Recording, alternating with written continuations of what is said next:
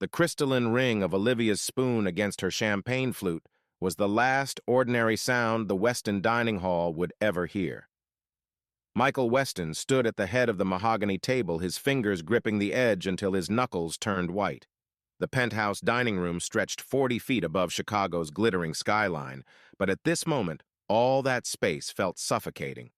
Crystal chandeliers cast golden light over the assembled guests, investors, family members, and most importantly, the documentary crew his mother had insisted on inviting. Danielle Weston sat at the opposite end of the table, her perfectly manicured fingers wrapped around her wine glass. She had orchestrated this evening down to the last detail, the cameras, the guests, even the strategic placement of each family member. Everything was designed to showcase the Weston dynasty at its finest. But Michael wasn't following the script. His wife, Olivia, sat to his right, her hand resting protectively over her 7-month pregnant belly. She wore the emerald dress he'd bought her last month, the one that brought out the golden flecks in her brown eyes. Those same eyes now looked up at him with confusion as he remained standing, refusing to sit for the toast his mother had planned. "That baby isn't mine." The words fell from his lips like shards of glass, each one cutting deeper than the last. The champagne flute slipped from Olivia's fingers, shattering against the marble floor in a spray of crystal and Dom Perignon. The sound echoed through the suddenly silent room, bouncing off the floor, to windows that framed Chicago's nighttime glory. "Michael, what are you saying?" Olivia's voice came out as barely a whisper, but in the absolute silence it might as well have been a scream. Her face had drained of all color, leaving her looking ghostly under the warm lights. The documentary camera operator shifted slightly, the red recording light blazing like an accusation. Michael's peripheral vision caught his mother's expression, a micro-smirk that flickered across her lips so quickly he almost missed it. But the camera wouldn't miss it. The camera caught everything in merciless 4K resolution. Troy Weston. Michael's father half rose from his chair, his weathered face showing the first crack of emotion Michael had seen in years. "Son, this isn't the time or place." But Michael was already pulling a manila folder from inside his jacket, his hand steady despite the earthquake happening inside his chest. "I hired a private investigator 3 weeks ago." He laid out photograph after photograph on the polished table. Each image showed Olivia entering and leaving an upscale gallery in River North. The last photo was the killer Olivia in an intimate embrace with a man Michael didn't recognize. "These are from 2 months ago." Michael continued, his voice carrying the same cold precision he used in boardrooms when dismantling failing companies. "Right around the time you would have conceived. The man's name is Sebastian Reeves. He owns the Meridian Gallery where you've been volunteering." Olivia's hands trembled as she reached for the photos.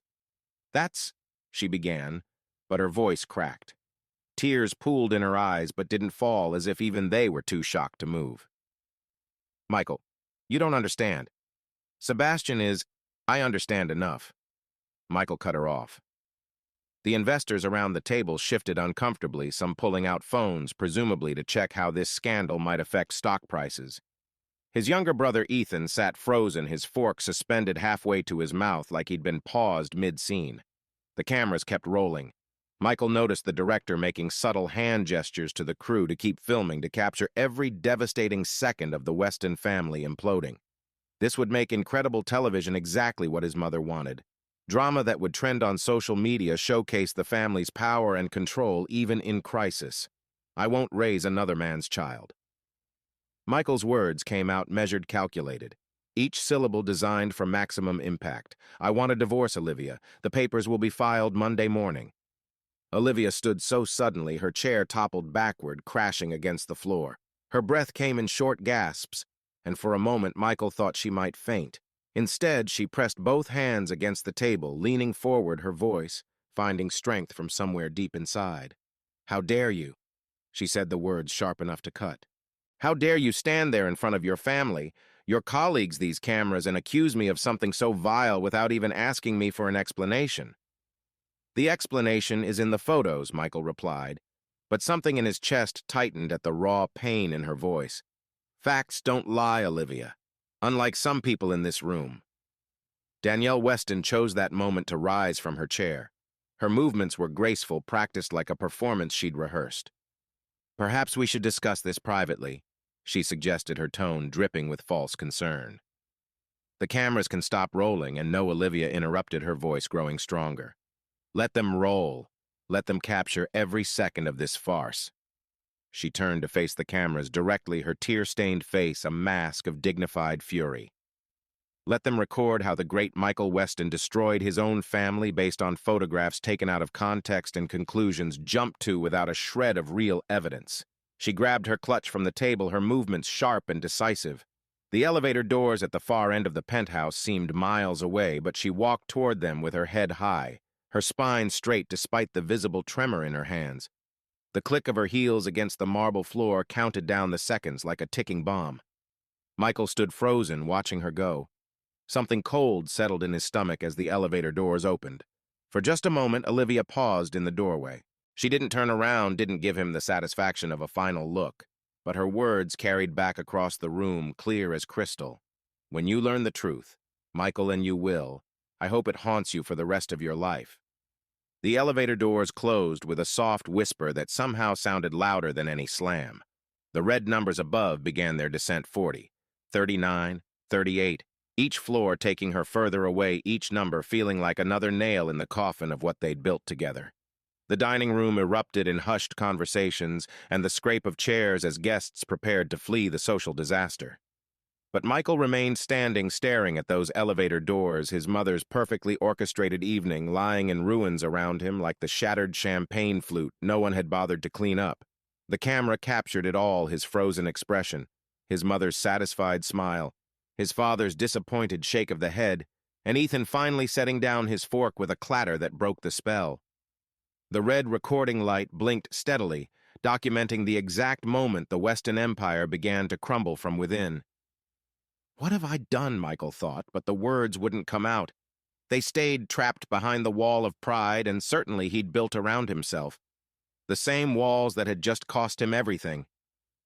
Olivia burst through the lobby doors of the Weston Tower into the brutal December night. The Chicago wind hit her like a physical blow, stealing her breath and sending her hair whipping around her face. Icy rain had begun to fall, turning the sidewalks into treacherous mirrors that reflected the city's neon glow. She couldn't breathe. Her lungs burned with each desperate gulp of frozen air, but she kept moving, putting distance between herself and the glass tower that had just witnessed her humiliation.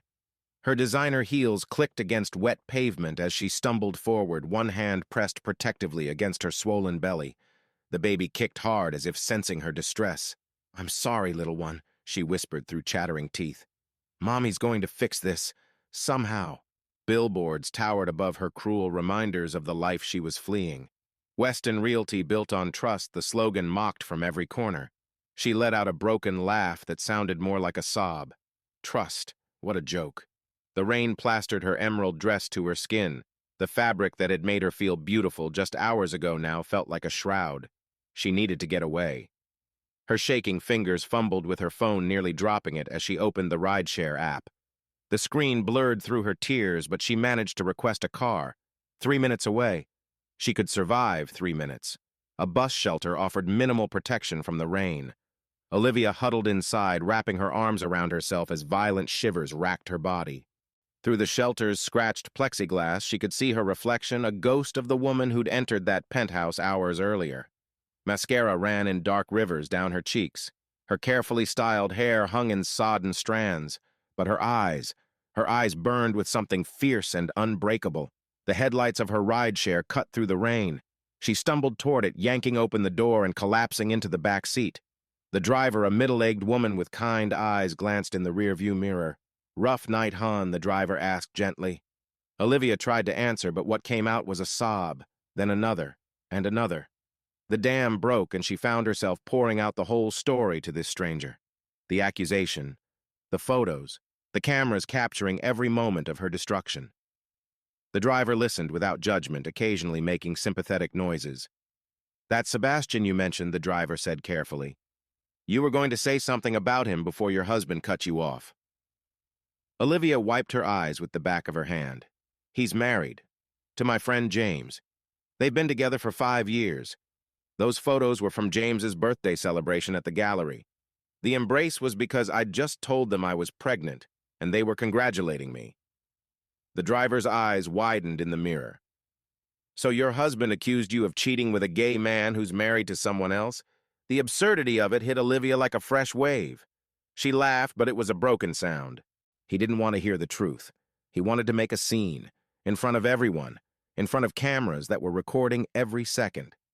As they drove through the rain-slicked streets, Olivia noticed something on the dashboard.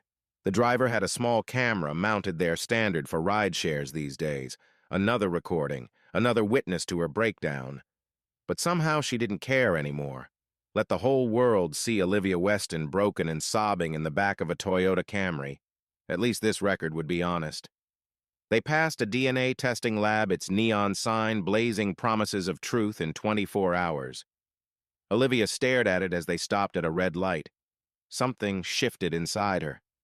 A plan beginning to form through the fog of pain and betrayal.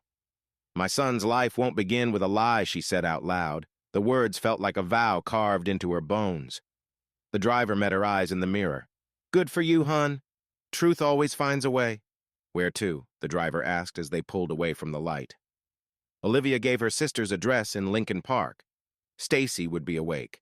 Stacy always worked late chasing stories for the Tribune, and if anyone would know how to fight back against the Weston media machine, it would be her investigative journalist sister.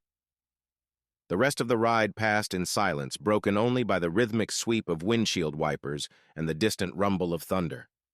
Olivia watched the city blur past droplets on the window, fracturing the lights into prismatic tears. Every billboard seemed to mock her. Every glowing Weston Realty sign felt like a fresh wound.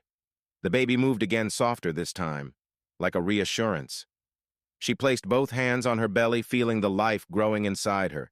Michael's son, despite what he believed. Their son who would enter the world under a cloud of scandal and lies unless she could find a way to prove the truth. The driver pulled up outside Stacy's building, a converted loft in a gentrified neighborhood. Olivia fumbled for her wallet, but her hands were shaking too badly to manage the zipper. Don't worry about it, the driver said softly. Just take care of yourself and that baby. And hun? She turned to look Olivia in the eye. Don't let them win. Whatever you do, don't let them win. Olivia nodded, unable to speak past the lump in her throat. She climbed out into the rain, which had softened to a cold drizzle. The driver waited until she was safely inside the building's entrance before pulling away, leaving Olivia alone with her determination and her growing plan. The elevator ride to Stacy's floor felt endless. Each ding marking another floor was like a countdown to something Olivia couldn't quite name yet. Revolution, maybe, or revenge, or simply survival. She raised her fist to knock on Stacy's door, but it flew open before she could. Her sister stood there in rumpled pajamas and glasses, her laptop balanced on one hip. She took one look at Olivia's destroyed appearance and pulled her inside without a word. The apartment was exactly what you'd expect from an investigative journalist. Papers everywhere, multiple computer monitors glowing with half-written articles, empty coffee cups forming small cities on every surface. It was chaos, but it was warm and safe, and it smelled like home. Tell me everything, Stacy said, guiding Olivia to the couch and wrapping her in a blanket that smelled like their grandmother's house. And Olivia did. Every word, every accusation, every horrible moment captured in high definition for the world to see. When she finished, Stacy was already at her computer, fingers flying across the keyboard. The Meridian Gallery, she muttered. Sebastian Reeves, married to James Chen since 2019. She spun the laptop around, showing Olivia a wedding announcement from the Tribune's own archives. Two men in tuxedos beaming at the camera. Your husband is an idiot. He's worse than that, Olivia said quietly. He knew exactly what he was doing. This wasn't about truth, Stacy. This was about control, about power, about his mother. Stacy's fingers stilled on the keyboard. Danielle Weston. Now there's a piece of work. I've been investigating her for months. Campaign finance violations, shell companies, real estate deals that smell worse than week-old sushi. She looked at Olivia with sharp eyes. You think she's behind this? Olivia thought about that micro-smirk. The perfectly timed documentary crew, the way everything had been orchestrated for maximum damage. I know she is. A notification pinged on Stacy's laptop. She clicked it and her face went pale. Oh God, Olivia, it's already online. Some gossip blog just posted cell phone footage from dinner. The headline. She turned the screen away, but Olivia grabbed it. Weston Air exposes. Cheating wife at family dinner screamed across the page. Below it, grainy footage obviously filmed by one of the guests showed Michael's cold pronouncement and Olivia's shocked face. The comments were already piling up. Vicious, cruel, calling her things that made her stomach turn. But then Stacy's phone buzzed. She answered it, her expression shifting from concern to intrigue to something that looked almost like triumph. She hung up and turned to Olivia with a smile that was sharp as a blade. That was my source inside Weston Realty. Someone just sent an anonymous file to my tip line. She opened her encrypted email, and there it was. A folder labeled Weston Wire Fake P Dossier. What does that mean, Olivia asked, though hope was already blooming in her chest. It means, Stacy said, her fingers already flying across the keyboard, that someone inside the Weston Empire wants to help you. And if this file contains what I think it does, we're going to prove that your husband didn't just make a mistake. He was manipulated into destroying his own family. Thunder crashed outside, rattling the windows. But inside Stacy's chaotic apartment, surrounded by the tools of truth-seeking Olivia, felt the first spark of something she'd thought was lost forever. Hope. And maybe just a little bit of rage. The coffee was strong enough to strip paint, but Olivia drank it anyway. She needed the caffeine, needed something to cut through the fog of shock that still clung to her mind. Stacy's apartment had transformed into a war room, newspapers scattered across every surface, laptops humming with activity, and the encrypted file blinking on the main monitor like a beacon of hope. So let me understand this, Stacy said, pacing the length of her living room. Michael shows up with photos from a private investigator, photos that conveniently crop out James and focus only on you and Sebastian. She stopped spinning to face Olivia. Photos that any first-year journalism student could tell were deliberately misleading. Olivia pulled the blanket tighter around her shoulders. The shaking had stopped, but she still felt cold down to her bones. He didn't want to see the truth. Or maybe. She paused, thinking about that micro-smirk on Danielle's face. Maybe he was told not to look too closely. Stacy grabbed her laptop and settled beside Olivia on the couch. Her fingers flew across the keyboard with the practiced ease of someone who lived their life in documents and data trails. The anonymous file appeared on screen, dozens of documents and images cascading like a digital waterfall. "This is incredible," Stacy breathed. "Look at this." She clicked on a document labeled Contract Falsification. Your mother-in-law didn't just hire any private investigator. She hired Marcus Webb. The name meant nothing to Olivia, but Stacy's expression said everything. Webb is dirty. Has been for years. He specializes in, shall we say, creative interpretation of surveillance. Photoshop is his best friend. She pulled up another document, and according to this, he was paid 3 times his usual rate. Cash deposit structured to avoid reporting requirements. Who sent this?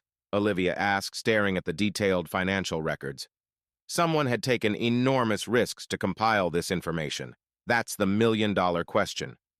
Stacy minimized the file and pulled up her investigation board, a complex web of connections between Danielle Weston and various shell companies.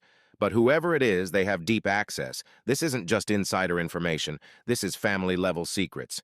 A sharp knock at the door made them both freeze.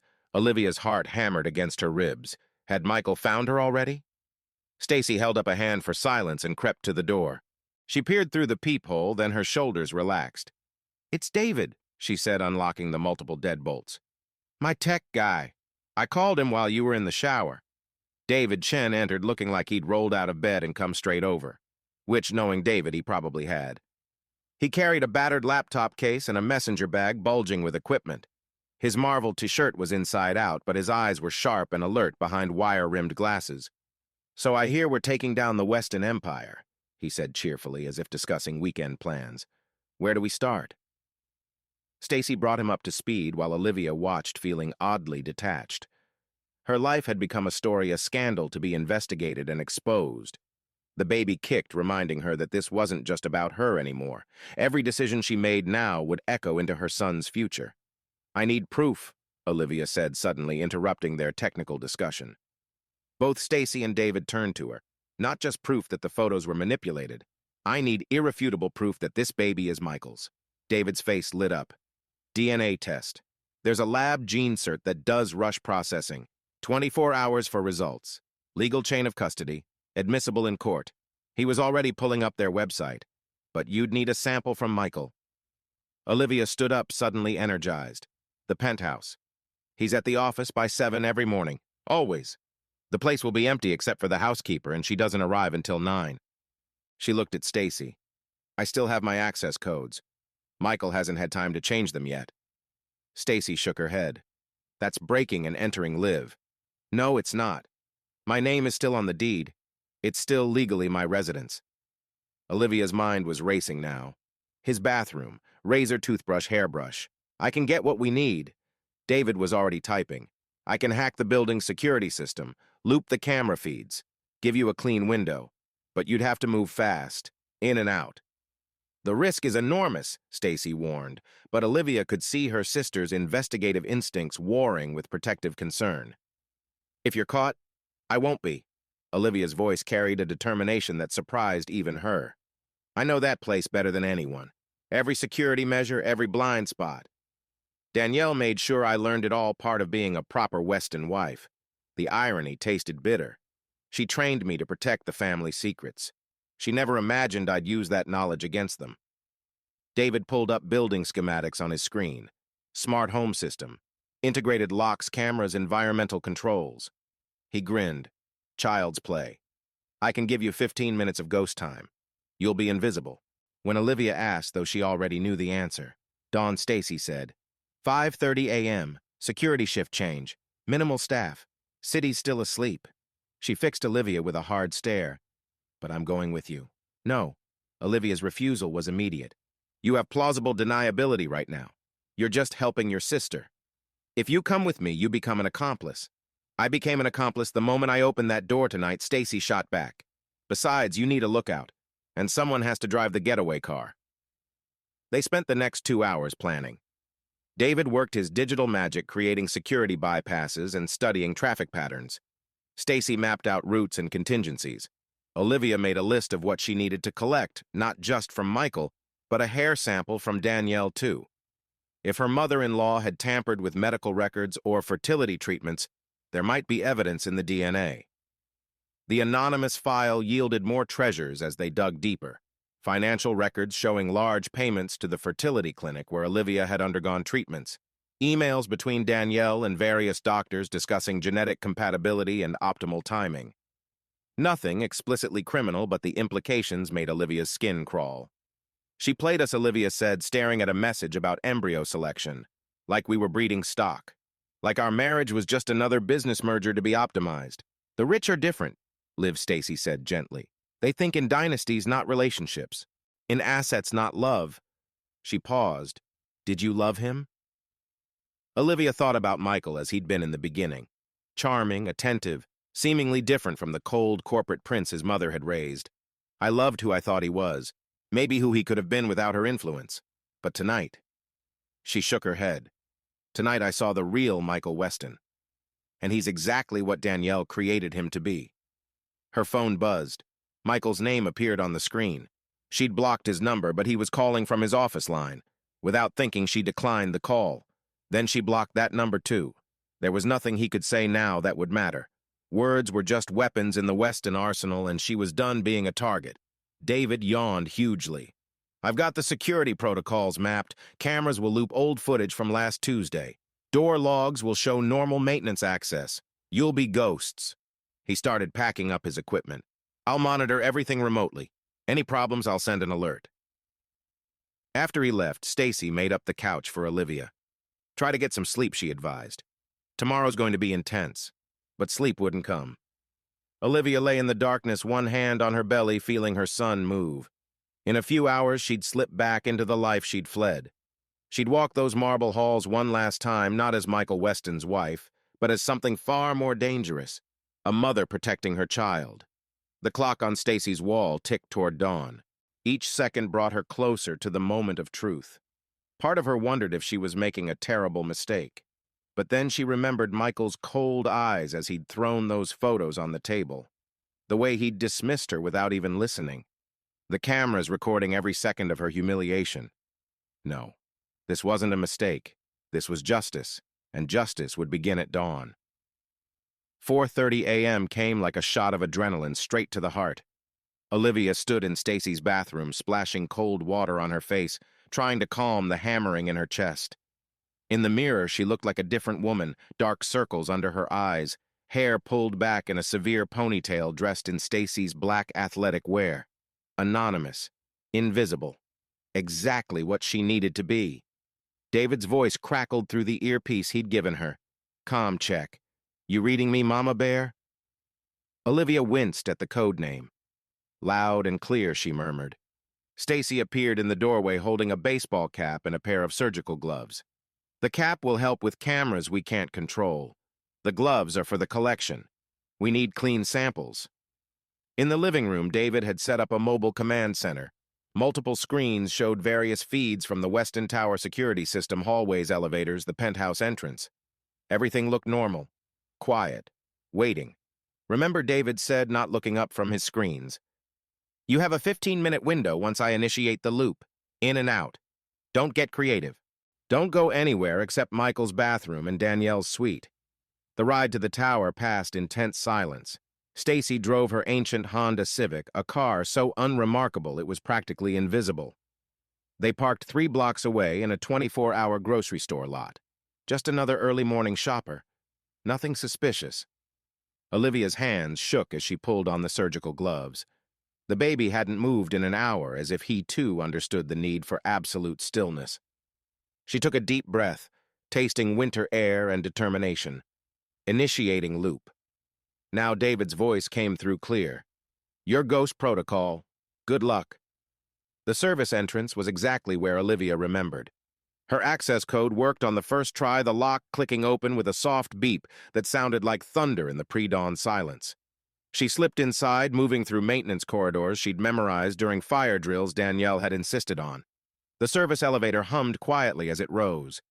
20 floors, 30, 35. Each floor marker felt like a countdown to disaster. But Olivia pushed the fear down deep. She had one job. Get the proof. Everything else was noise. The penthouse hallway stretched before her, dimly lit by recessed lighting. Her footsteps were silent on the thick carpet. The main door stood like a monument to everything she was about to destroy. Her access code worked here too. Michael hadn't changed anything yet. Arrogance or oversight, she didn't care which. Inside the penthouse felt like entering a mausoleum. Everything was exactly as she'd left it yesterday morning. Her coffee cup still sat on the kitchen counter. Her book lay open on the side table, as if she'd just stepped out and would return any moment. 10 minutes, David warned in her ear. Olivia moved swiftly to the master suite. Michael's bathroom was a temple to masculine vanity, Italian marble, German fixtures, a fortune in grooming products arranged with military precision. She pulled out the specimen bags David had provided and got to work. Razor first. Michael used an old-fashioned safety razor, a gift from his father. She carefully swabbed the blade, then sealed it. Toothbrush next. Then his hairbrush, yielding several perfect samples complete with follicles. Into separate bags, each one labeled and sealed. A sound from the bedroom made her freeze. Footsteps? No, just the building settling. The penthouse was full of such sounds, ghosts of the life she'd lived here. 7 minutes, came David's voice. Danielle's suite was on the opposite side of the penthouse. Olivia had rarely entered the mother-in-law's private domain, but she knew the layout. The door was locked, but Olivia remembered the override code from a medical emergency last year when Danielle had collapsed from too much Xanax and champagne. The suite was like entering another world. Where the main penthouse was all modern lines and masculine colors, Danielle's space was pure old money elegance. Silk wallpaper, antique furniture, the smell of expensive perfume lingering like a threat. Her bathroom was even more elaborate than Michael's. Olivia worked quickly, collecting hair from a silver brush, gathering samples from various sources. As she sealed the last bag, something caught her eye. A prescription bottle on the counter. The label was partially obscured, but she could make out enough. Fertility medications. Recent date. Why would a woman in her 60s need fertility drugs? 4 minutes, Olivia, you need to move. She photographed the bottle with her phone, then noticed others. A whole pharmacy of medications, some with names she recognized from her own fertility treatments. Her stomach turned. What had Danielle been planning? A door slammed somewhere in the penthouse, not settling this time. Real footsteps, moving fast. Abort, abort. David's voice was sharp with panic. "Someone's in the penthouse. Get out now." Olivia's heart exploded into overdrive. She shoved the samples into her bag and slipped out of Danielle's suite.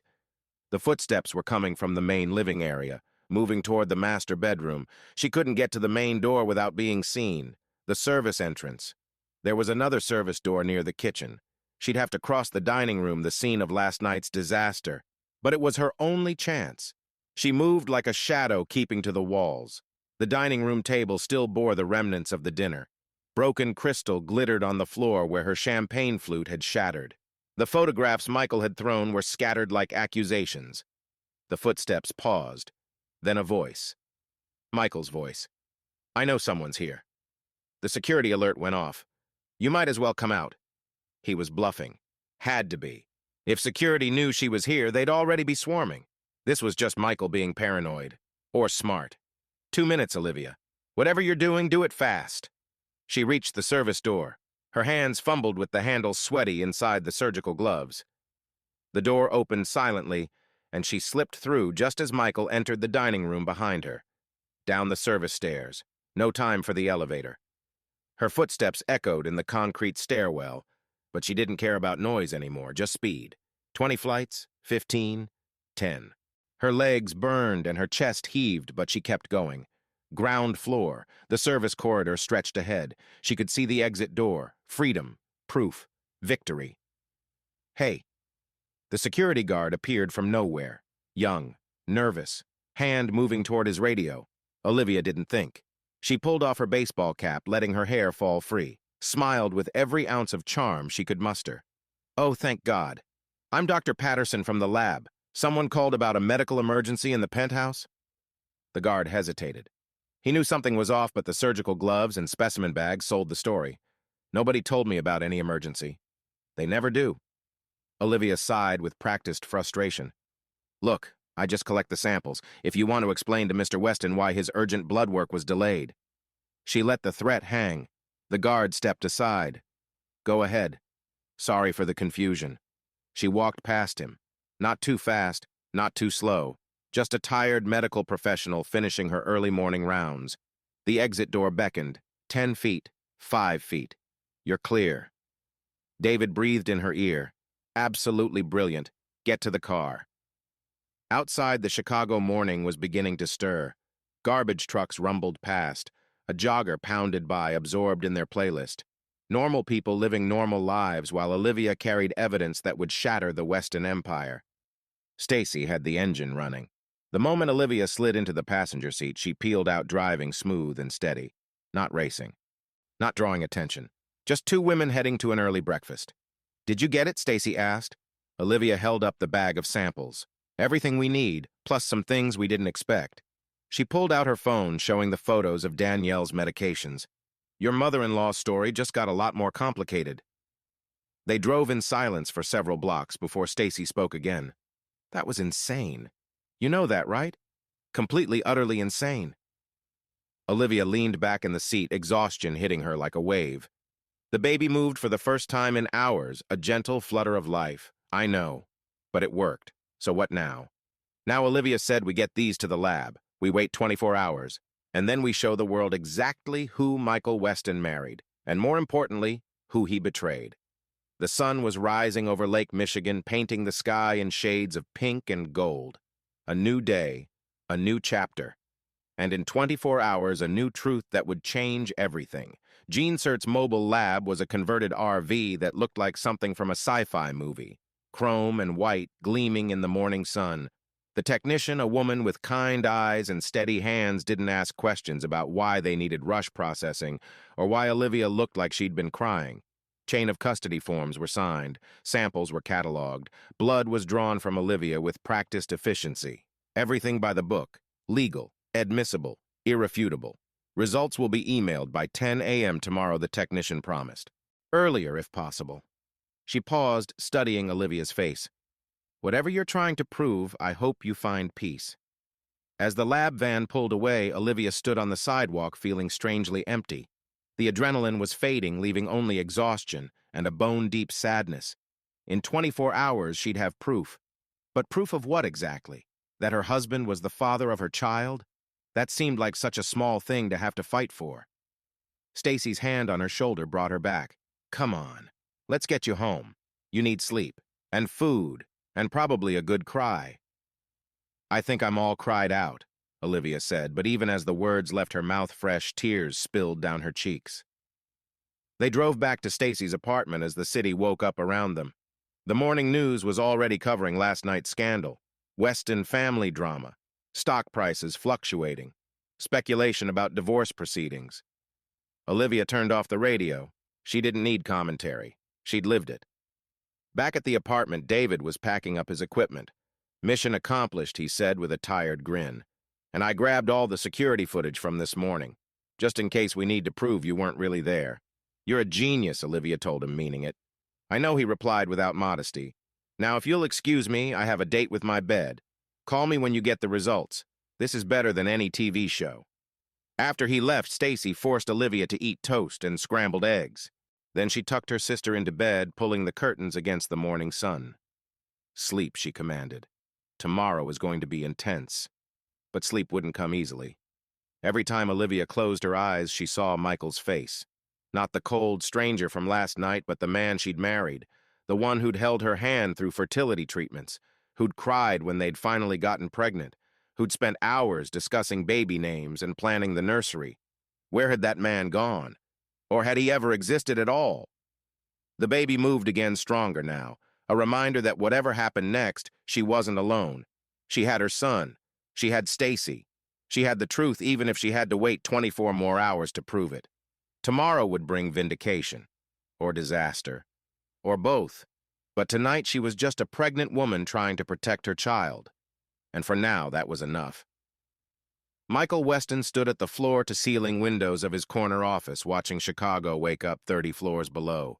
He hadn't slept, hadn't changed clothes. His reflection in the glass showed a man coming apart at the seams, stubble darkening his jaw, tie-askew suit jacket discarded somewhere around 3 a.m. when the walls had started closing in. The city looked different this morning. Colder, harsher.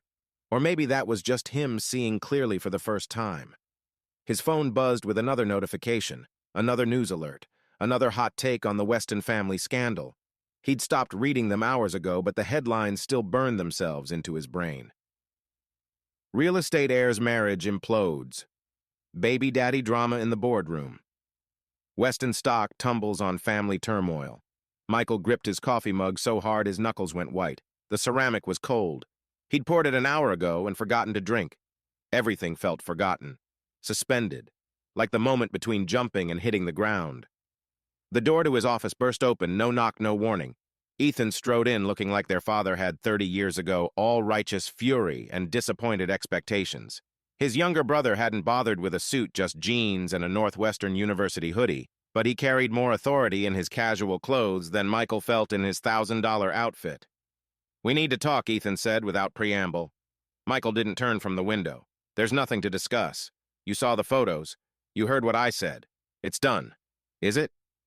Ethan moved closer, and Michael could see his reflection in the glass.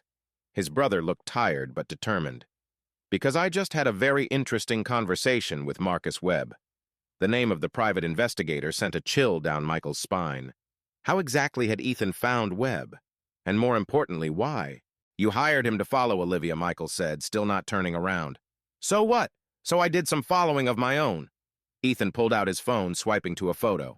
This is Sebastian Reeves, the man from your photographs. He paused for effect. And this is his husband, James Chen. They've been married for 5 years, Michael. 5 years. The words hit Michael like physical blows. He turned, finally meeting his brother's eyes. That's impossible, Webb said. The investigation showed. Webb lied. Ethan's voice was flat. Or more accurately, he told you exactly what someone paid him to tell you. Those photos were real but carefully cropped. Deliberately misleading. He swiped to another image. Here's the full frame from one of them. See the third person conveniently cut out? That's James. They were having lunch, all 3 of them, in public, at a restaurant. Michael stared at the phone screen. His world tilted sideways. No, that doesn't make sense. Why would Webb? Think, Michael.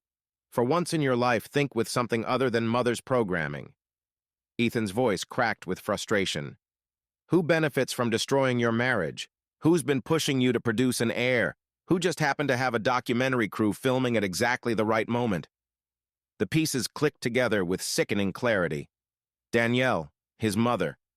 But even as the thought formed, Michael's mind rebelled against it. She wouldn't. Not this. Not to him. Ethan saw the doubt and pressed harder. He pulled up another file on his phone. This is dashcam footage from the Uber that picked up Olivia last night. Someone leaked it to the press, but I got the full version. Watch it. Michael didn't want to watch. But Ethan shoved the phone in his face, and suddenly Olivia's voice filled the office. Broken. Sobbing. Explaining about Sebastian and James. About the birthday celebration.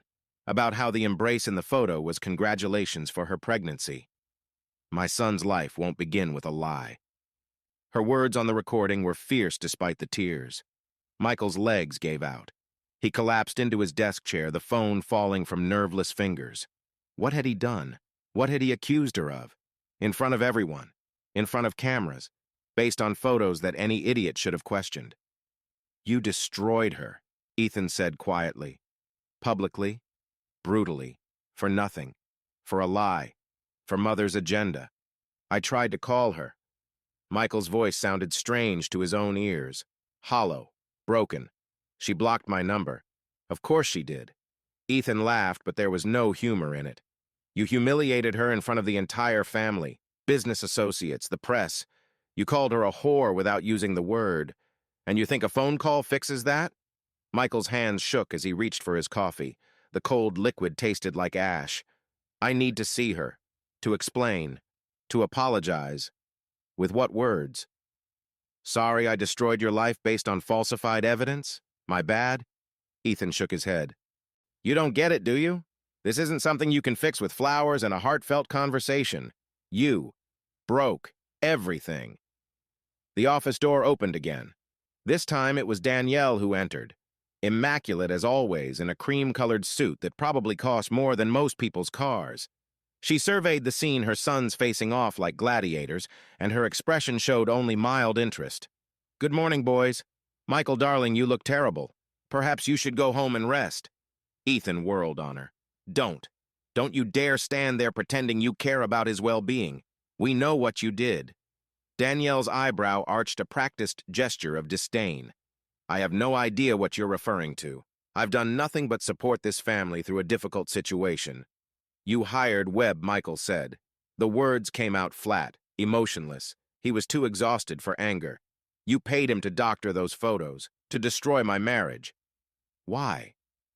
His mother's mask slipped for just a moment, a flash of something cold and calculating before the polished facade returned.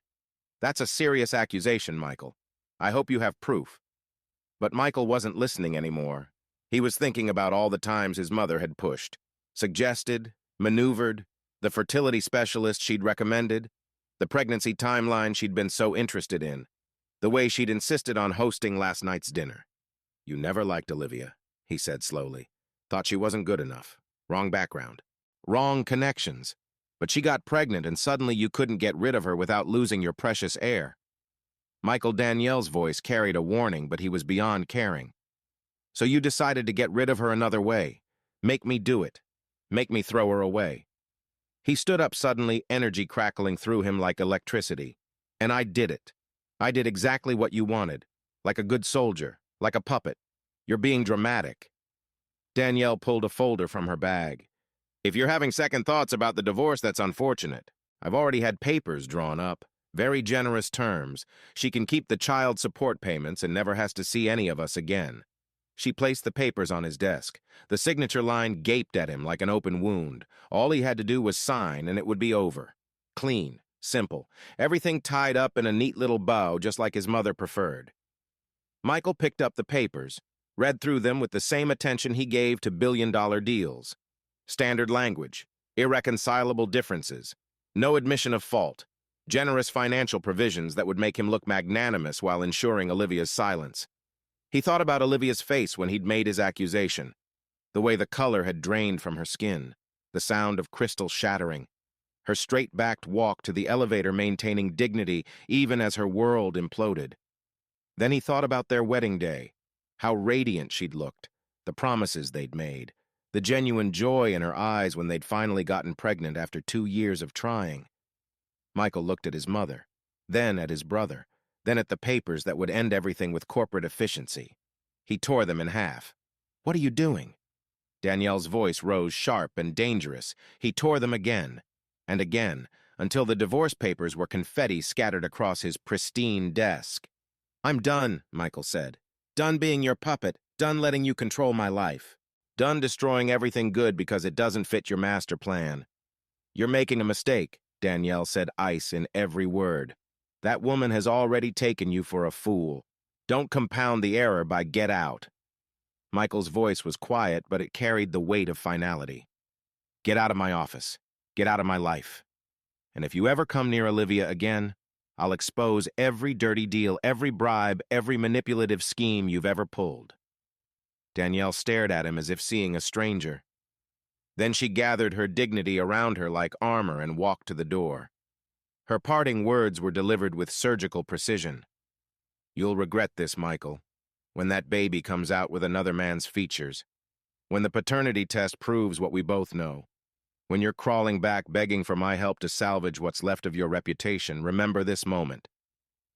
The door closed behind her with a soft click that echoed like a gunshot. Ethan let out a low whistle. Well, that was intense. He studied Michael with something that might have been respect. "What are you going to do now?" Michael sank back into his chair, suddenly feeling every sleepless hour. "I don't know. She won't take my calls, won't see me, and why should she? I destroyed everything. So rebuild it." "How?" Michael laughed bitterly. "How do you rebuild trust after something like this? How do you apologize for that level of betrayal?" Ethan moved to the window, looking out at the city their father had helped build. "You start with the truth, all of it, publicly. You own what you did. You expose what Mother did. You give Olivia the vindication she deserves. The board will crucify me. The investors will run. The company will survive, or it won't." Ethan turned back to face him. "But at least you'll be able to look at yourself in the mirror. At least your child won't grow up thinking their father is a coward who chose money over truth." "My child." The words hit different now. Not an abstract heir or a continuation of the dynasty. A real person who would someday ask questions about this moment. About why Daddy had said those terrible things about Mommy. About why the family was broken before they were even born. Michael picked up his phone.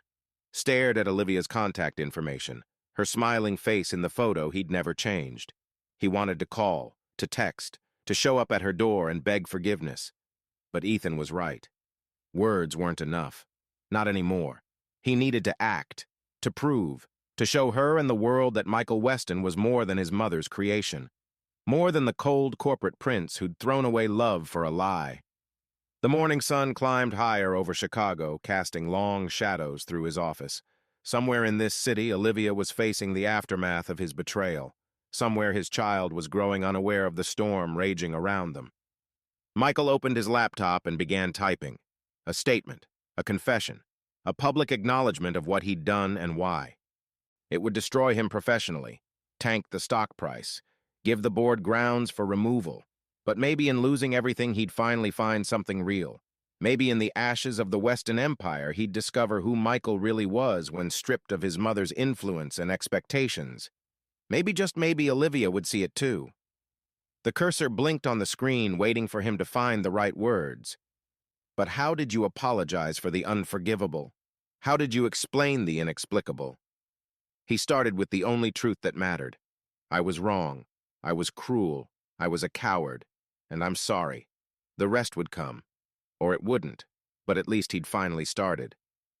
Outside his window, Chicago churned on, indifferent to the drama playing out in the tower. But Michael felt something shift inside him. A crack in the foundation his mother had built. A glimpse of who he might become if he had the courage to tear it all down and start over. His phone buzzed, a message from Ethan who'd left while he was typing. "She's stronger than you know. But strength shouldn't have to bear this weight alone. Fix this, Michael. Be the man she thought she married." Michael stared at the words until they blurred. Then he went back to his statement. He had work to do. Truths to tell. a life to salvage from the wreckage of his own making, and maybe, if he was very lucky, a family to fight for. The knock on Stacy's apartment door came at exactly 3 p.m. Olivia had been dozing on the couch, exhausted from the morning's adrenaline-fueled mission, when the sound jarred her awake. Her hand went instinctively to her belly, as if to shield her son from whoever stood on the other side. Stacy peered through the peephole, then turned back with wide eyes. "You're not going to believe who's here." "If it's Michael, tell him to go to hell," Olivia said, pulling the blanket higher. "It's not Michael." Stacy's voice carried a note of genuine surprise. "It's Troy Weston." Olivia sat up so fast her head spun. Michael's father? The man who rarely spoke at family dinners, who seemed to exist in Danielle's shadow like a well-dressed ghost? What could he possibly want? "Should I let him in?" Stacy asked, her hand hovering over the deadbolt. Olivia thought about it. Troy had never been cruel to her, never been particularly warm either. He was just there, a silent presence at the edge of Danielle's carefully orchestrated life. But something about him showing up now alone, without his wife's knowledge, made her curious. "Let him in," she said, standing and smoothing her wrinkled clothes. Troy Weston entered looking nothing like the polished patriarch she knew. His usually perfect silver hair was disheveled. His tie was loosened. He carried a leather briefcase that looked older than Olivia, and there was something in his eyes she'd never seen before. Guilt, maybe, or determination. "Olivia," he said, and his voice cracked on her name. "I'm so sorry, for everything. For what my son did. For what I've allowed to happen in my family for far too long." He stood there in Stacy's cluttered living room, looking lost among the stacks of newspapers and empty coffee cups. This man who commanded boardrooms and billion-dollar deals seemed small somehow. Diminished. "Why are you here?" Troy Olivia asked, not unkindly, but not ready to offer comfort either. He hefted the briefcase. "Because it's time someone stood up to Danielle, and because you deserve to know the truth. All of it." He looked at Stacy. "You're the journalist? The one investigating my wife?" Stacy nodded slowly. "I've been looking into her campaign finance violations, shell companies, real estate fraud, though I'm guessing you know all about that." Troy's laugh was bitter. "I know everything. I've known for 30 years, and I've said nothing, done nothing. Let her twist our sons into versions of herself because I was too weak to fight back." He set the briefcase on the coffee table. "But not anymore. Not when she's destroying my grandchild's life before it even begins." He opened the case, revealing files, folders, and USB drives, financial records, email archives, photos, a comprehensive documentation of Danielle Weston's crimes, both legal and moral. "This goes back decades," Troy said, pulling out a folder marked embryo manipulation. "She's been planning this since before Michael was even married. These are records from the fertility clinic, bribes to doctors, genetic testing she ordered without your consent. She was trying to control everything down to the chromosomes." Olivia's hand flew to her mouth. "She knew about our fertility struggles?" "She caused them," Troy said flatly. "At least some of them. These documents show she had your initial fertility specialist recommend unnecessary procedures, delays, all designed to make you desperate enough to use her hand-picked clinic where she had more control." The room spun. Olivia sank onto the couch, trying to process this new level of violation. Beside her, Stacy was already photographing documents, her journalistic instincts in overdrive. "But why?" Olivia asked. "Why go to such lengths?" "Because you weren't suitable," Troy replied with disgust. "Wrong background, wrong connections. She wanted Michael with Charlotte Pemberton. Old money, political connections, someone she could control. When he chose you, she never forgave it. But she couldn't move against you directly, not once you were pregnant with the heir she desperately wanted. So she found another way," Stacy said, looking up from the documents. "Destroy the marriage, but keep the baby. Probably planned to fight for custody, claiming you were an unfit mother." Troy nodded. "That's exactly what she planned. There are emails here with her lawyer discussing strategy, how to paint you as unstable, how to use the infidelity accusation to gain full custody." He pulled out another folder, but she made one mistake. She didn't count on me finally growing a spine. What changed, Olivia asked, studying this man she'd lived around but never really known. Troy sat down heavily in an armchair. "You did. The way you walked out last night with your head high despite everything they threw at you. The dignity you maintained. It reminded me of someone I used to know." Someone I was before I let Danielle turn me into this shadow. He ran a hand through his silver hair. I couldn't sleep. Kept seeing your face when Michael made that accusation. Kept thinking about my grandchild growing up in this poisonous family, and I realized I could either die a coward or finally do one decent thing. The anonymous tip, Stacy breathed. The fake PI dossier. That was you. I've been gathering evidence for years, Troy admitted. Never brave enough to use it. But when I saw what they were doing to you, I knew it was time. I sent what I could, but this? He gestured to the briefcase. This is everything. Enough to bring her down. Enough to prove your innocence. Enough to destroy the Western Empire if necessary. Olivia stared at the mountain of evidence. Financial fraud, bribery, conspiracy. Enough to put Danielle away for decades, but also enough to devastate the company. To hurt innocent employees, to destroy Michael's legacy along with his mother's. What about Michael? She asked quietly. This will ruin him too. Troy's expression hardened. Michael made his choice. He stood in front of cameras and accused you without evidence, without even listening to your side. Whatever happens to him now is justice, not cruelty. He doesn't know, Stacy said suddenly. Both Olivia and Troy turned to look at her. She was holding up a series of emails. These messages between Danielle and the PI. She specifically instructed him to present the evidence to Michael in a way that would trigger maximum emotional response. She knew exactly which buttons to push, how to make him react without thinking. She groomed him for this, Troy said sadly. 32 years of conditioning, teaching him to value the family name above everything, to see emotion as weakness, to strike first and ask questions never. He stood abruptly pacing to the window. I let her do it, watched her turn our sons into weapons. Ethan managed to resist, but Michael was her perfect creation. Until now, Olivia said, surprising herself. Something in her chest loosened slightly. Not forgiveness exactly, but understanding.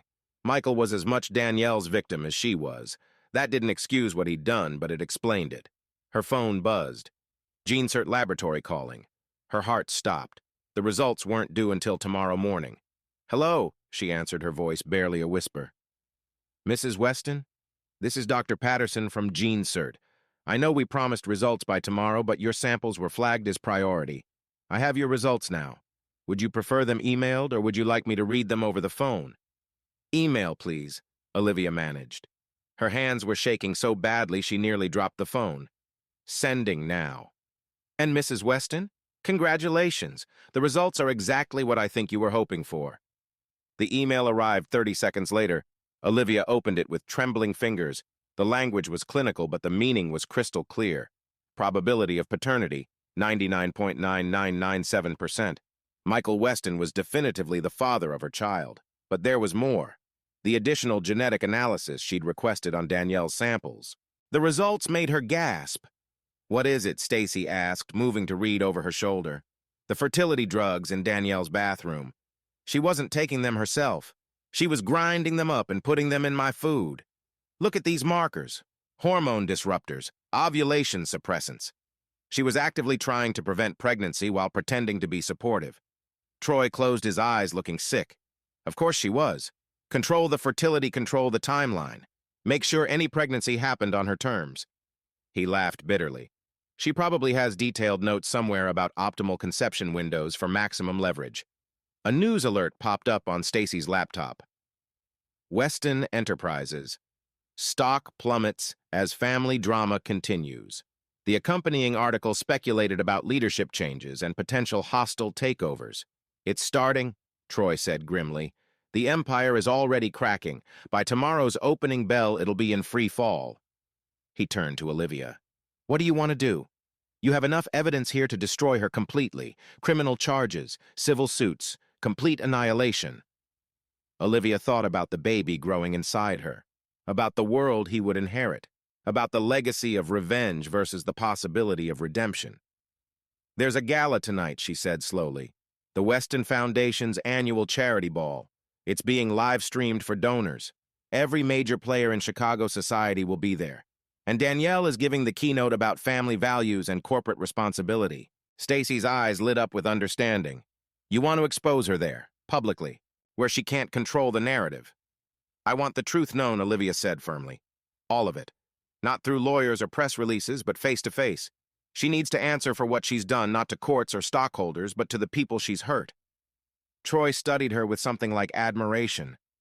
You're braver than any of us deserve, but Danielle won't go down easily. She'll fight. She'll try to destroy you. Let her try. Olivia's hand rested on her belly, feeling her son move. I have the truth. I have the evidence. And I have something she'll never understand. I have nothing left to lose and everything to fight for. The rest of the afternoon was a whirlwind of preparation. Stacy crafted a presentation from the evidence designed for maximum impact. Troy made discreet calls, ensuring certain authorities would be present at the gala. Olivia rested, conserving her strength for the battle ahead. As evening approached, Stacy presented her with a garment bag. What's this? If you're going to confront the queen in her court, you need armor. She unzipped the bag, revealing a stunning crimson gown. Borrowed it from a friend who covers Fashion Week. It's designer, it's bold, and it's exactly what you need to make them remember who Olivia Chambers really is. Olivia fingered the silk, feeling its weight. She'd been Olivia Weston for 3 years, had tried to fit into their world, play by their rules, be the perfect wife for their perfect heir. But tonight she would be herself again, Olivia Chambers. The woman who'd caught Michael's eye not because of her pedigree, but because of her passion, her integrity, her refusal to be anyone but herself. The gown fit perfectly, hugging her pregnancy curves in a way that made her condition impossible to ignore. Let them see, she thought. Let them see what they tried to destroy. A mother, a child, a family. Troy stood by the door, looking older than his years, but also somehow lighter. Are you sure about this? Once we do this, there's no going back. The Weston name will be mud. The company will likely collapse. Everything Danielle built will turn to ash. Good, Olivia said, applying lipstick with a steady hand. Maybe something better can grow from the ashes. Something honest, something real. She turned to face them both. Something worthy of my son. The sun was setting over Chicago, painting the sky in shades of amber and rose. In a few hours, the Weston Foundation Gala would begin. Danielle would take the stage in her element, surrounded by power and privilege. She had no idea what was coming. But Olivia did, and for the first time since Michael had shattered her world with his cold accusation, she felt something other than pain. She felt powerful. Truth has a way of doing that. And tonight, truth would have its moment in the spotlight. The morning email from GeneCert had been clinical, precise, and devastating in its simplicity. But as Olivia read through the full report for the 3rd time, new details jumped out. Details that painted an even darker picture of Danielle's manipulation. Look at this timestamp, Stacy said, pointing to a section of the genetic analysis. The embryo genetic markers show cellular development consistent with natural conception, not IVF. But you went through fertility treatments, right? Olivia nodded. 3 rounds of IVF, all at Danielle's recommended clinic. But we were told none of them took. That's why we were so surprised when I got pregnant naturally a month after the last failed attempt. Troy, who had been silent in the corner, finally spoke. She sabotaged them. The IVF attempts. Made sure they would fail so she could control when and how you got pregnant. He pulled out another file from his briefcase. These are internal emails from the clinic. She paid them to use non-viable embryos, to guarantee failure while making it look like you were the problem. The violation felt fresh all over again, each revelation another cut. Olivia pressed her hands against her stomach where their son, moved restlessly. All those months of hormone injections, the procedures, the devastation after each failed attempt, all orchestrated by the woman who'd held her hand through it all, offering false comfort. But why make us go through that torture? Olivia asked, though she suspected the answer. To break you down, Troy said simply. Make you desperate, grateful, more likely to comply with whatever came next. And to have medical records suggesting fertility issues in case she needed to challenge custody later. He looked disgusted with himself. I watched her do this to other people, business rivals, political opponents. I just never thought she'd turn those tactics on family. The genetic analysis revealed more horrors. The fertility drugs found in Danielle's bathroom matched trace compounds found in Olivia's hair samples, proof of long-term exposure. The report suggested regular ingestion over months. She was poisoning me, Olivia said, the words tasting like ash, while smiling at family dinners, while planning baby showers. while pretending to be excited about becoming a grandmother. Stacy's laptop chimed with a new email. Her face paled as she read. Oh, God. Olivia, remember that fertility clinic doctor who suddenly retired last year? Dr. Morrison? Olivia remembered. The woman had been kind, supportive, one of the few bright spots in the IVF nightmare. She left right after our last failed cycle. Said she was moving to Florida. She's dead, Stacy said quietly. Single car accident 3 months ago. No witnesses. She turned the laptop, showing a news article. The timing is suspicious. Right after Troy started gathering evidence, right when she might have developed a conscience about what she'd been paid to do. The room fell silent. The implications hung heavy in the air. They weren't just dealing with manipulation and fraud anymore. This was something darker, more dangerous. We need protection, Stacy said immediately. If Danielle is willing to go that far. I've already arranged it, Troy interrupted. Private security, former FBI. They'll be at the gala tonight. Discreet but present. He looked at Olivia. I won't let her hurt you again. Either of you. Olivia's phone rang. Unknown number. She almost didn't answer, but something made her pick up. Don't hang up. It was Michael. His voice sounded wrecked. I know you don't want to hear from me. I know I don't deserve a moment of your time, but please just listen. How did you get this number? Olivia asked, her voice carefully neutral. Ethan. He made me promise to say what I needed to say in 30 seconds or less, then never call again. So here it is. I was wrong. I was cruel. I was a coward. I know about the fake photos. I know what my mother did. I'm going public with all of it tonight at the gala. And Olivia, the baby, I know it's mine. I've always known deep down. I was just too poisoned by her to see clearly. I'm sorry. I'm so fucking sorry. The line went dead. Olivia stared at the phone, feeling nothing and everything all at once. He knows, Stacy said. It wasn't a question. Troy shifted uncomfortably. Ethan confronted him this morning, showed him evidence. Michael tore up the divorce papers in front of Danielle. Told her to get out of his life. He cleared his throat. He's planning to announce his resignation as CEO tonight. Take full responsibility for everything. Too little too late, Olivia said, but the words lacked venom. She was too tired for anger. Too focused on what needed to happen next. She looked at the genetic report again. Science in black and white. Irrefutable proof not just of paternity, but of the systematic assault on her body, her autonomy, her future. This changes our approach tonight, Stacy said. If Michael's already planning to go public, we need to coordinate. Make sure the full truth comes out, not just his guilt. No, Olivia said firmly. This is my story to tell, my truth to reveal.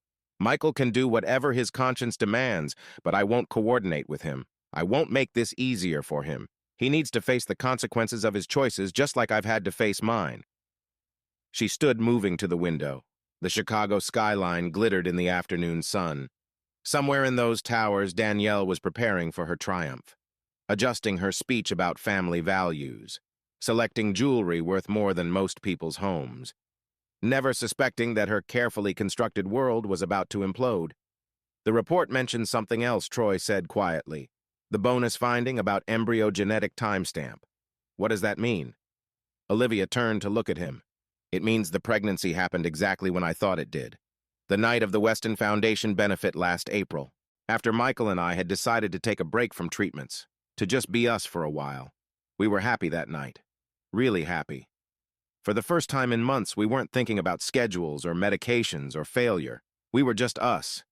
She touched her belly, remembering. This baby was conceived in love, in hope, before Danielle's final push to destroy us. That's what makes her actions even more cruel. She couldn't stand that we'd found our way back to each other without her input, that we'd created life on our terms, not hers. The baby kicked as if in agreement. Strong movements that made her breath catch. Her son was a fighter already. Good. He'd need to be to survive being born into this chaos. Stacy's phone buzzed with a text. The tech team is ready. They'll hack into the gala's projection system at exactly 8:45, right in the middle of Danielle's speech. Your evidence will display on every screen in the ballroom.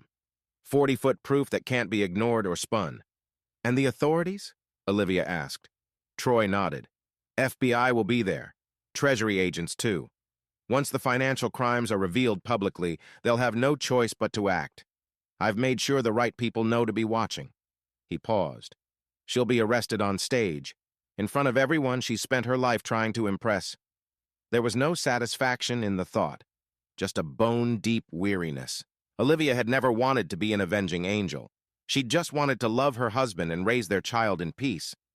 But Danielle had made that impossible, had turned their life into a battlefield where only one side could survive. 3 hours until the gala, Stacy announced. "We should start getting ready."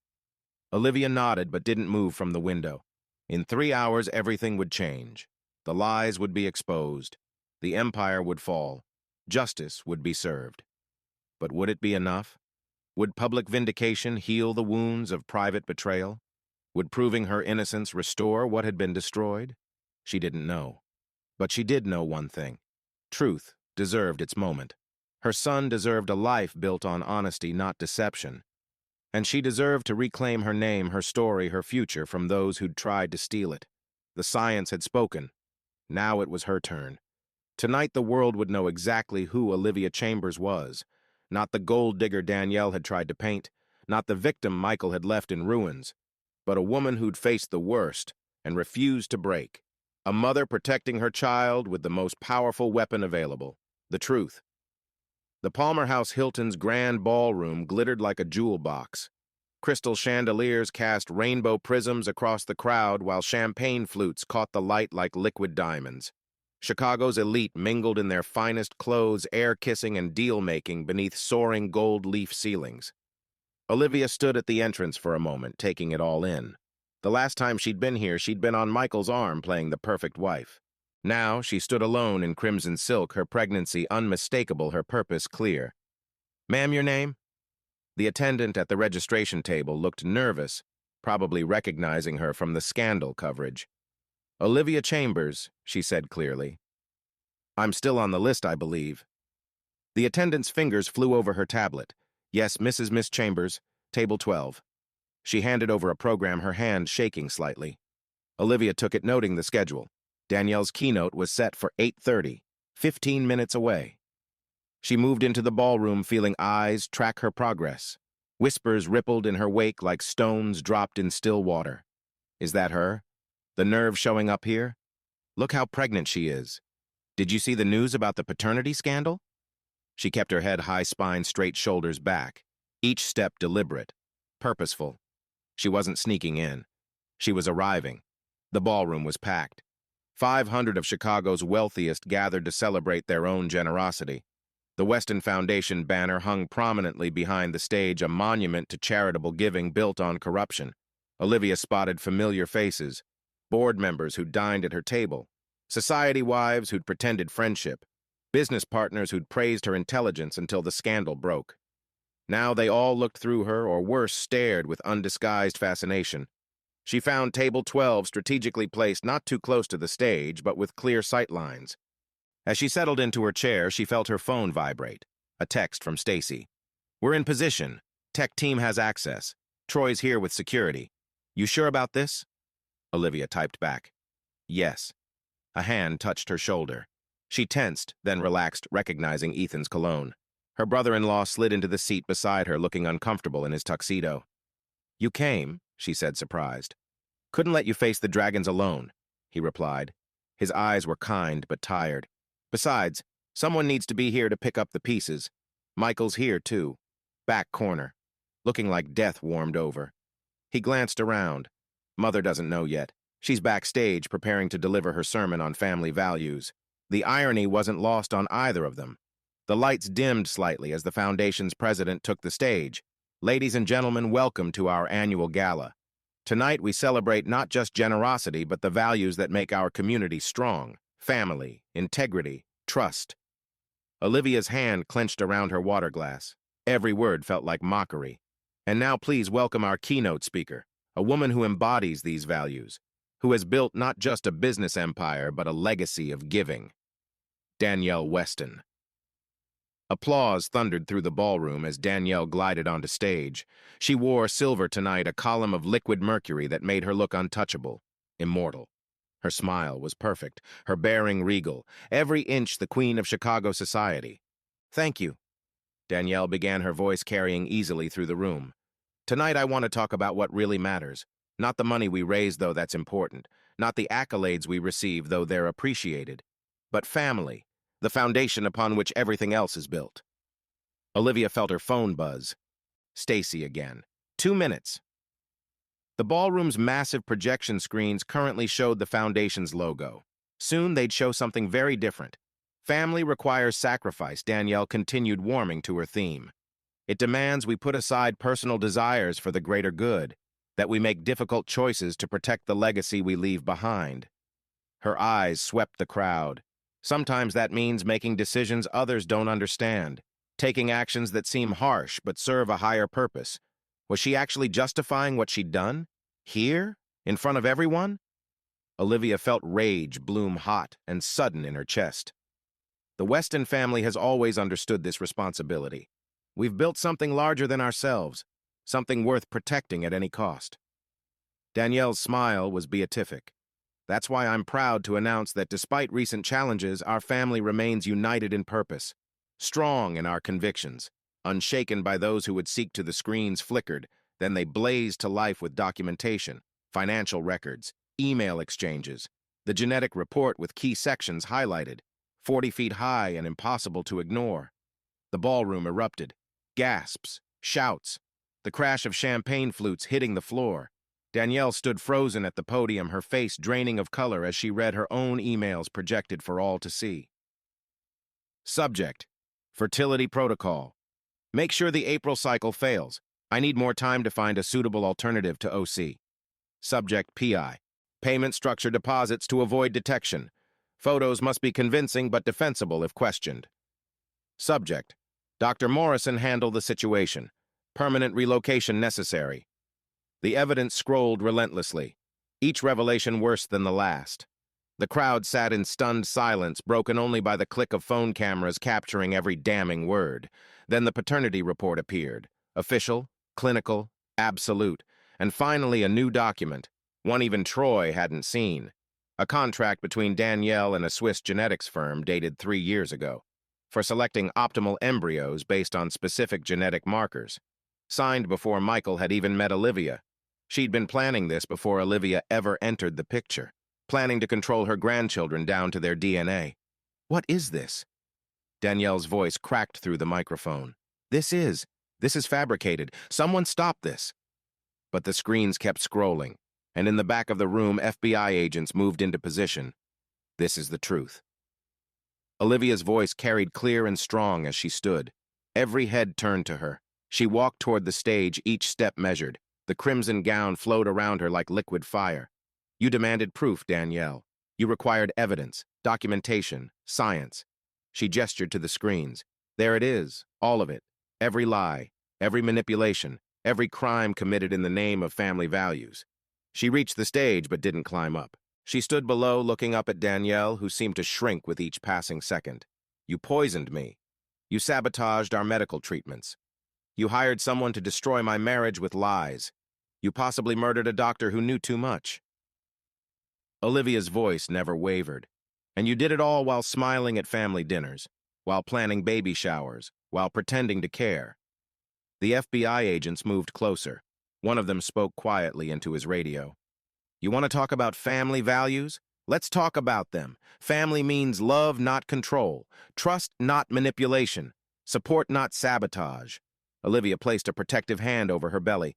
My son will know real family values. He'll know truth, honesty, unconditional love, everything you tried to destroy. Danielle gripped the podium, her knuckles white. You don't understand.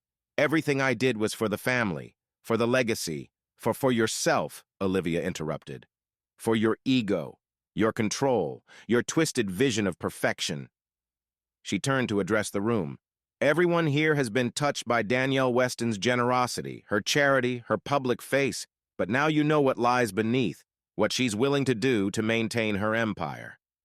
The FBI agents climbed onto the stage.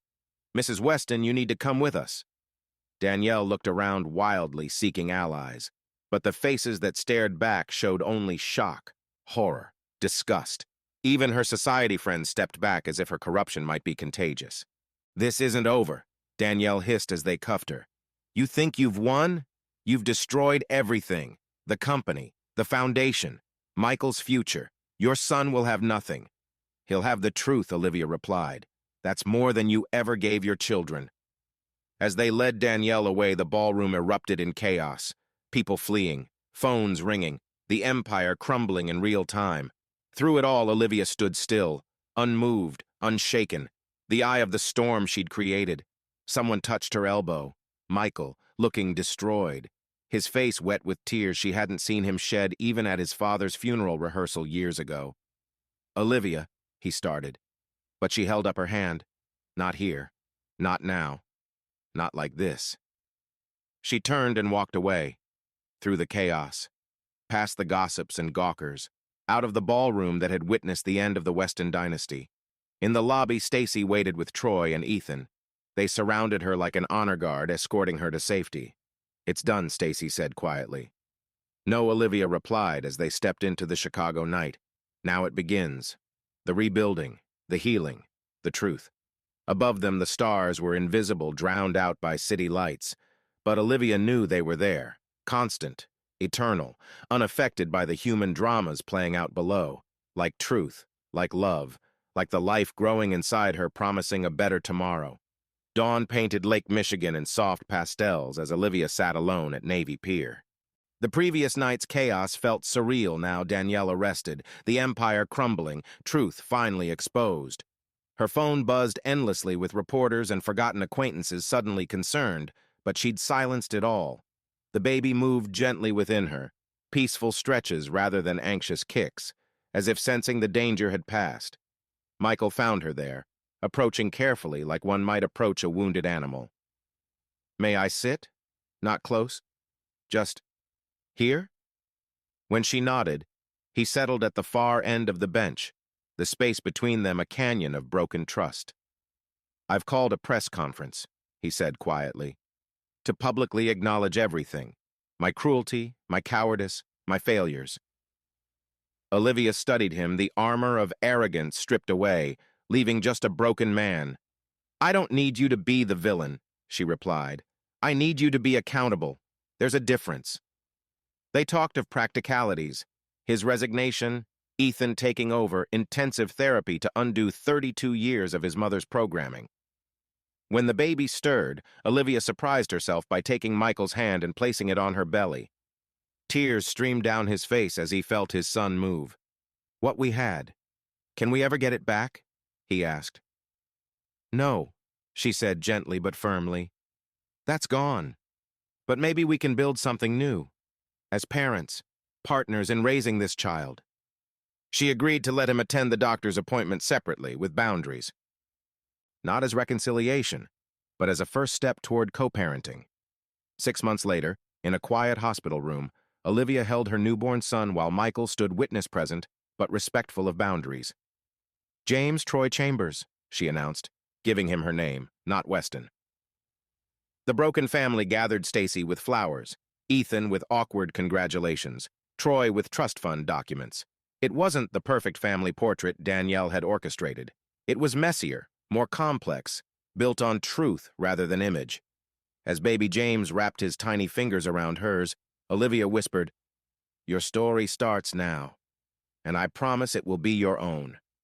Outside, Chicago sprawled indifferently, but in this room was something real, a family defined not by contracts or manipulation, but by choice and the commitment to do better.